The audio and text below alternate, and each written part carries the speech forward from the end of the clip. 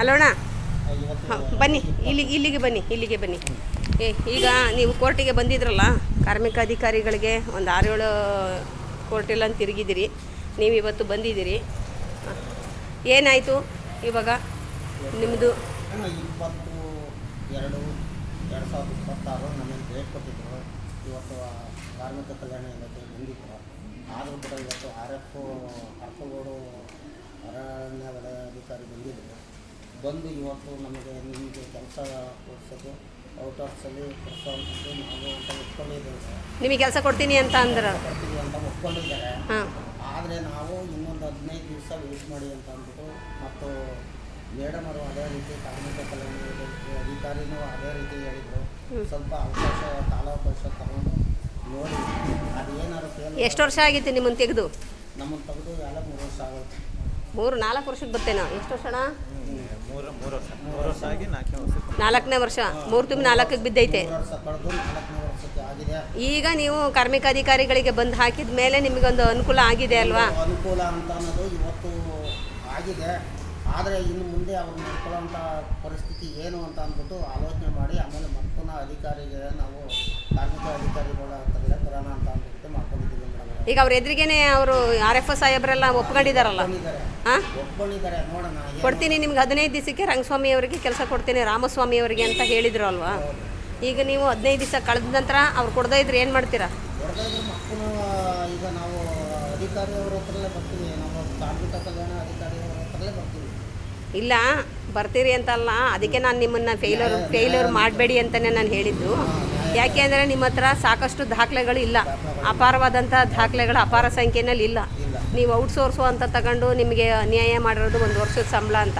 ಸಾಧ್ಯವಾದರೆ ಅವ್ರು 1 ವರ್ಷದ ಸಂಬಳ ಕೊಡಿಸೋ ಅಂಥದ್ದಿದ್ರೆ ನಾನು ಅವ್ರು ಯಾವತ್ತು ಡೇಟ್ ಹೇಳೋಗಿದ್ದಾರಲ್ಲ ಆವಾಗ ನಾನು ಬರ್ತೀನಿ. ಅವತ್ತು ಬಂದ್ಬಿಟ್ಟು ಹೆಂಗಾಯ್ತದೆ ಹಂಗೆ ಹೇಳ್ತೀನಿ. ನಿಮಗೆ 100% ಕೆಲಸ ಕೊಡ್ತೀನಿ ಅಂತ ಹೇಳಿದರೆ ಕೊಡ್ತಾರೆ. ನೀವು ನೆಗೆಟಿವ್ ಆಗಿ ಥಿಂಕಿಂಗ್ ಮಾಡಬೇಡಿ. ಅವ್ರು ಒಂದು ವೇಳೆ ಕೊಡಲಿಲ್ಲ ಅಂದರೆ ಇಲ್ಲಿಗೆ ಫೇಲ್ಯೂರಿಗೆ ಬರ್ದವ್ರಲ್ಲ, ಅದು ಫೇಲ್ಯೂರಿಗೆ ಬರ್ಸೋಣ.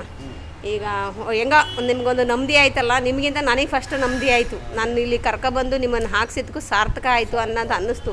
ನಾನು ಈ ಮುಖಾಂತರ ನಾನು ಅದಕ್ಕೆ ಎಲ್ಲ ನೌಕರಗಳಿಗೂ ನಮ್ಮ ರಾಜ್ಯವ್ಯಾಪಿ ಇರುವಂಥ ಅರಣ್ಯದಲ್ಲಿ ಕೆಲಸ ಮಾಡ್ತಿರುವಂಥ ನೆಡುತೊಪ್ಪು ಕಾವಲುಗಾರರಿಗೆ ನೀವೇನು ಹೇಳೋಕ್ಕೆ ಇಷ್ಟಪಡ್ತೀರಾ?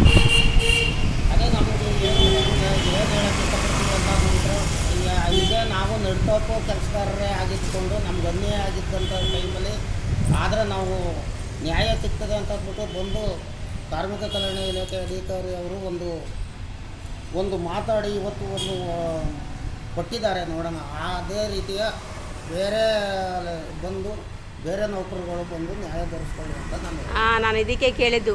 ಏನಕ್ಕೆ ಈಗ ನಿಮ್ಮ ಮುಖಾಂತರನಾರು ನಾನು ಏನು ಹೇಳ್ತಿದ್ದೀನಿ ಅಂದರೆ, ಎಲ್ಲ ನೌಕರರುಗಳು ಇದೇ ಥರ ನಿಮಗೇನು ಹೇಳಿದ್ರು, ನಿಮಗೆ ದಾಖಲೆ ಇಲ್ದಿರೋ ಹೊತ್ತಿಗೆ ನಾನು ಫೇಲ್ಯೂರ್ ಮಾಡಬೇಡಿ, ತಕ್ಷಣ ಇವ್ರಿಗೆ ಕೆಲಸ ಕೊಡಿ ಅಂತ ಹೇಳಿತ್ತು. ಅವ್ರು ಕೆಲಸ ಕೊಡ್ತಾರೆ, ಇವತ್ತು ಕೊಡ್ತಾರೆ, ನಾಳೆ ಇನ್ನೊಬ್ಬರು ಬಂದು ತೆಗೆದು ಹಾಕ್ಬೋದು ಅಲ್ವಾ? ಕಾಂಟ್ರಾಕ್ಟು ಅಂತ ಇರಲಿ, ತಾತ್ಕಾಲಿಕ ಪ್ರಯತ್ನ. ನಿಮಗೆ ಯಾವುದೂ ದಾಖಲಾತಿಗಳು ಇಲ್ಲದೆ ಇರೋದ್ರಿಂದ ನಿಮ್ಗೆ ಆ ಥರ ನಾನು ಹೇಳಿರೋದು ಒಂದು ಅನುಕೂಲ ಆಗುತ್ತೆ, ಒಳ್ಳೇದಾಗಲಿ. ಈಗ ಎಷ್ಟೊಂದು ಜನ ಇಲ್ಲೆಲ್ಲ ಬಂದು ಹೋಗಿ ಎಲ್ಲ ಮಾಡ್ತಾ ಇಲ್ವಾ? ಎಲ್ಲ ನೌಕರರುಗಳು ನೋಡ್ರಪ್ಪ ದಾಖಲೆಗಳು ರೆಡಿ ಮಾಡ್ಕೊಳ್ಳಿ, ಎಲ್ಲರೂ ಹಿಂಗೆ ಕಾರ್ಮಿಕ ಇಲಾಖೆಗೆ ಹೋಗಿ ನಿಮ್ಗೆ ಅಲ್ಲಿಂದ ಬಂದವರು ಅನ್ನೋ ಒಂದು ಭದ್ರತೆ ಇರ್ತದೆ, ಒಂದು ಅನುಕೂಲ ಆಗುತ್ತೆ. ಇವ್ರಿಗೊಂದು ಕೆಲಸ ಕೊಡ್ತೀನಿ ಅಂತ ಒಪ್ಕೊಂಡ್ರು. ಇವರು ಬಂದು ನಾವೇನು ಇಲ್ಲಿ ಬಂದು ನೀವು ಎಷ್ಟು ದಿವಸಕ್ಕಾಯಿತು? ನವಂಬರ್ ತಿಂಗಳಲ್ಲಿ ಬಂದಿದ್ದು, ನವಂಬರ್ 19ರಲ್ಲಿ ಅಲ್ವಾ? ನವಂಬರ್ 19ರಿಂದ ಡಿಸೆಂಬರ್ 19, ಜನವರಿ 19, ಫೆಬ್ರವರಿ 19, 3 ತಿಂಗಳು. 3 ತಿಂಗಳಿಗೆ ಮುಕ್ತಾಯ ಆಯಿತು. 3 ತಿಂಗಳ ಮೇಲೆ 1 ದಿವಸ ಮುಕ್ತಾಯ ಆಯಿತು. ಒಳ್ಳೆಯದಾಯಿತು. All the best. ನೀವು ಚೆನ್ನಾಗಿ ಕೆಲಸ ಮಾಡ್ಕೊಂಡೋಗಿ. ಯಾವುದೇ ರೀತಿ ಯಾವ ಅಧಿಕಾರಿಗಳ ಮೇಲೂ ನೀವು ಹಂಗೆ ಅಂತ ಮಾತಾಡಬೇಡಿ. ಇವರು ರತನ್ ಕುಮಾರ್ ಸಾಹೇಬರು 100% ಕೊಡ್ತಾರೆ, ಅವ್ರ ಮಾತಿಗೆ ತಪ್ಪಲ್ಲ. ಯಾಕೆಂದರೆ ನಾನು ಗೊತ್ತಿರುವಂಥವ್ರು, ನೋಡಿರುವಂಥವ್ರು. ಒಳ್ಳೇದಾಗಲಿ, ನೀವು ಕೆಲಸ ಮಾಡ್ಕೊಂಡು ಹೋಗಲಿ. ಆಯಿತು ಜಗಣ್ಣ, ನಿಮ್ದೇನಾಯಿತು?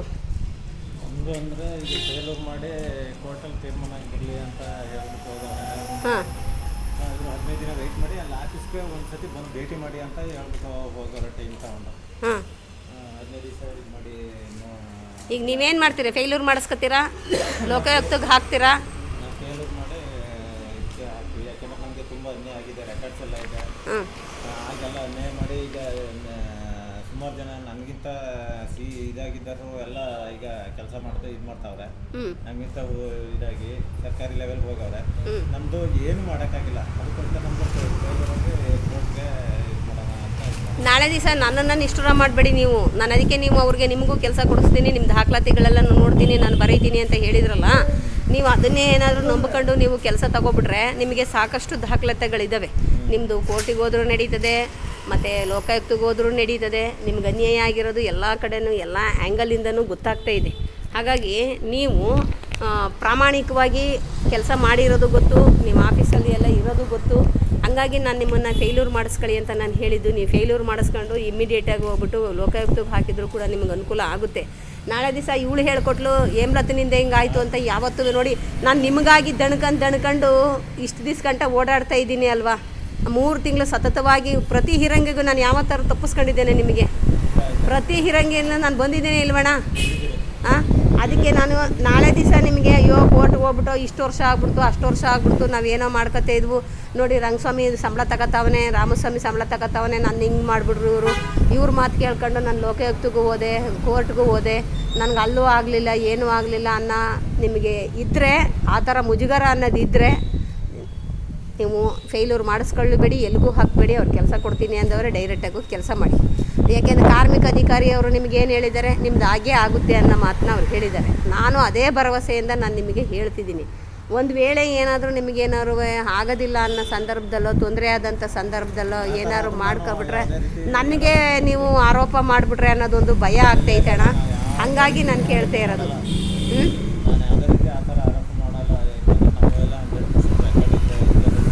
ಹಾಂ, ಹಾಗಾದರೆ ನೀವು ಕಡಾಖಂಡಿತವಾಗಿ ನೀವು ಒಪ್ಕೊಂಡು ನೀವು ನಮಗೆ 1000+ ಕೊಡಲೇಬೇಕು ಮೇಡಮ್. ಯಾಕೆಂದರೆ ನಮ್ಮ ಹತ್ರ ಯಾಕಂದರೆ ನಮಗೆ ಮೋಸ ಮಾಡೋರು ಈಗ 7 ಜನ ಗ್ರೂಪ್ ಲಿಸ್ಟಲ್ಲಿ ಅಂತ ಮಾಡಿ 6 ಜನ ಮಾಡಿಕೊಟ್ಟವ್ರೆ, ಅವ್ರಿಗೆ ನಮ್ಮನ್ನು ಕೈ ಬಿಟ್ಟವ್ರೆ. ಅದನ್ನು ನಮಗೆ ಮಾಡಿಕೊಡ್ಬೇಕು, ಅದು ನಮ್ಮ ಕೆಲಸ ಕೊಡಬೇಕು, ಅದನ್ನು ಮಾಡಿಕೊಡ್ಬೇಕು, ನಮ್ಮ ಸಂಬಳ ಕೊಡಬೇಕು. ಅಷ್ಟನ್ನು ಮಾಡಿಕೊಟ್ರೆ ಮಾತ್ರ ನಾನು ಒಪ್ಕೊಳ್ಳೋದು ಮೇಡಮ್. ಇಲ್ಲಾಂದರೆ ನಾನು ಒಪ್ಕೊಳ್ಳಲ್ಲ, ಬೇಕಾದ್ರೆ ಕೊಡ್ತೀನಿ ಅದು. ಈಗ ನಿಮ್ಮದನ್ನು ಫೇಲ್ಯೂರ್ ಮಾಡ್ತೀನಿ ಅಂದ್ರಲ್ಲ, ಅಷ್ಟೇ ಮೇಡಮ್. ನಮ್ಮದು ಮಾಡಿಸ್ಕೊಳ್ಳಿ ಅಂತೀರಾ?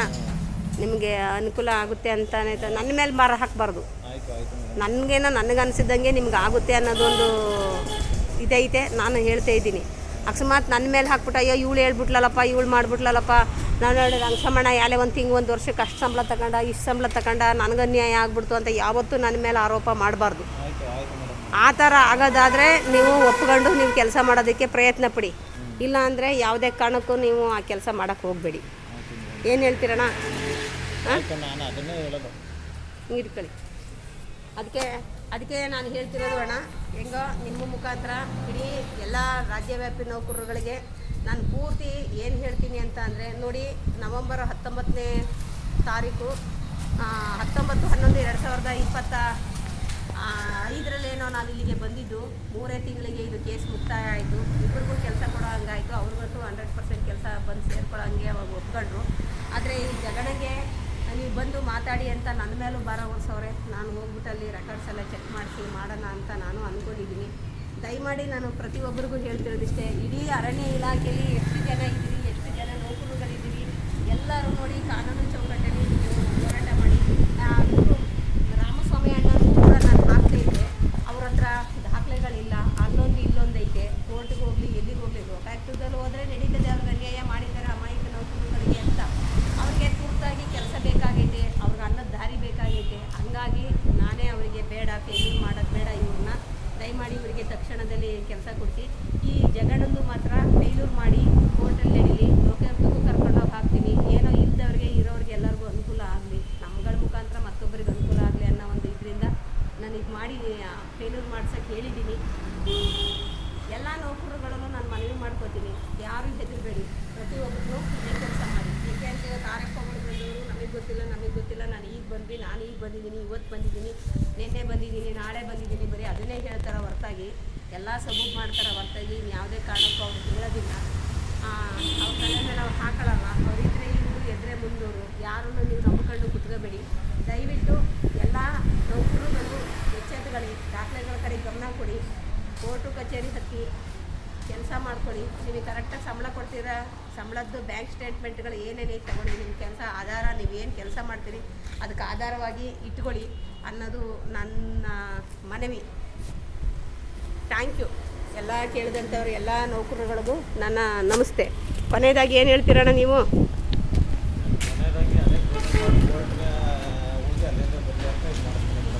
ಏನಣ್ಣ? ಕೊನೆಯದಾಗಿ ಏನಂದ್ರೆ ನಂಗೆ ನ್ಯಾಯ ಸಿಕ್ಬೇಕು. ಹಾಂ, ಹಂಗಾಗಿ ನಾನು ಕೋರ್ಟ್ಗೆ ಹೋಗ್ತೀನಿ, ನಂಗೆ ನ್ಯಾಯ ಸಿಕ್ಬೇಕು, ಅನ್ಯಾಯ ಆಗೈತೆ ನನಗೆ. ಈಗ ಹೋಗೋಣವಾ? ಈಗ ಲೋಕಾಯುಕ್ತಕ್ಕೆ ಹಾಕಕ್ಕೆ ಹೋಗೋಣವಾ? ಹಾಂ ಆಯಿತು. ಯಾವತ್ತು ಹೋಗಬೇಕು? ಯಾವಾಗ ಹೇಳ್ತೀರ ಅವಾಗ ನಾನು ಬರೋಕ್ಕೆ ರೆಡಿ ಇದ್ದೀನಿ. ಹೌದಾ? ಖಂಡಿತ ನಾನು ನಿಮ್ಮದು ಲೆಟರ್ಗಳೆಲ್ಲನೂ ತಯಾರು ಮಾಡಲಾ? ಹಾಂ ರೆಡಿ ಮಾಡಿ. ಹಾಂ, ಆಯಿತು ಮೇಡಮ್. ಮತ್ತೆ ನಾನೇನು ನೋಡಿ ನೀವೇ ಹೇಳಿ, ನಾನು 1 ರೂಪಾಯಿ ನಿಮ್ಮ ಹತ್ರ ಏನಾದ್ರು ಲೆಟ್ರಿಗಾಗಲಿ ಪಟ್ರಿಗಾಗಲಿ ದುಡ್ಡು ಪಡ್ಡು ಏನಾದರೂ ಇಸ್ಕೊಂಡಿದ್ದೀನಿ. ಇಷ್ಟು ಲೆಟರ್ಗಳೆಲ್ಲ ಮಾಡಿ ಇಷ್ಟೊಂದು ಇಲಾಖೆಗಳಿಗೆಲ್ಲ ನಾನು ತಂದು ಕೊಡ್ತಿದ್ದೀನಿ. 1 ರೂಪಾಯಿ ದುಡ್ಡು ಇಸ್ಕೊಂಡಿರೋ ನೀವು?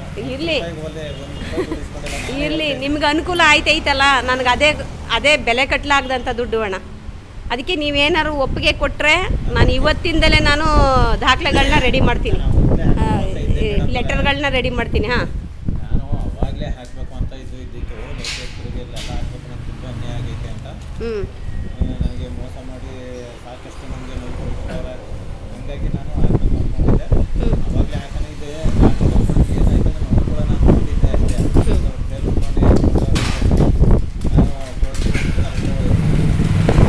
ಒಟ್ಟಾರೆ ಹೇಳಬೇಕು ಅಂತಂದರೆ ಇಲ್ಲಿಗೆ ಬಂದಾಗ ನಿಮ್ಗೆ ಅನುಕೂಲ ಆಗೈತೆ. ನನಗೆ ನ್ಯಾಯ ಸಿಗಬೇಕು, ನನಗೆ ಈ ಹಂತದಲ್ಲಿ ಸಿಕ್ಕೈತೆ ಅಲ್ವಾ?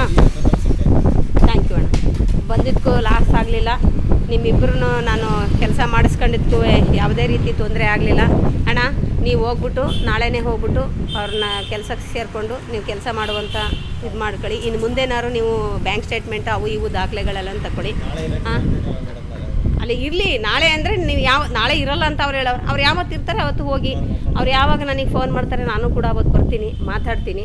ಮತ್ತು ನಾನು ಏನು ತಮ್ಮಲ್ಲಿ ಮನವಿ ಮಾಡ್ಕೊತೀನಿ ಅಂತ ಅಂದರೆ, ನೋಡಿ, ಪ್ರಾಮಾಣಿಕವಾಗಿ ಹೇಳ್ತಿದ್ದೀನಿ, ನಾನು ನಿಮ್ಮ ಹತ್ರ ಒಂದು ಲೋಟ ನಾನು ನೀರು ದುಡ್ಡು ನಾನು ತಿಂದಿಲ್ಲ. ಹೆಂಗೋ ಒಂದು ಅನುಕೂಲ ನಿಮಗೆ ಒಂದು ಆಗಿದೆ. ದಯಮಾಡಿ ನಿಮ್ಗೆ ಇಲ್ಲಿ ಈ ಹಂತದಲ್ಲಿ ಹೆಂಗೆ ಅನುಕೂಲ ಆಗೈತೆ ಎಲ್ಲ ನೌಕರರುಗಳು ಕೂಡ ಇದೇ ಥರ ಅನುಕೂಲ ಮಾಡ್ಕೊಳ್ಳಿ ಅಂತ ನಾನು ಎಲ್ಲ ನೌಕರರುಗಳು ಕೈ ಮುಗಿದು ಕೇಳ್ಕೊತೀನಿ. ಒಳ್ಳೆಯದಾಗಲಿ, ಎಲ್ರಿಗೂ all the best. Thank you madam.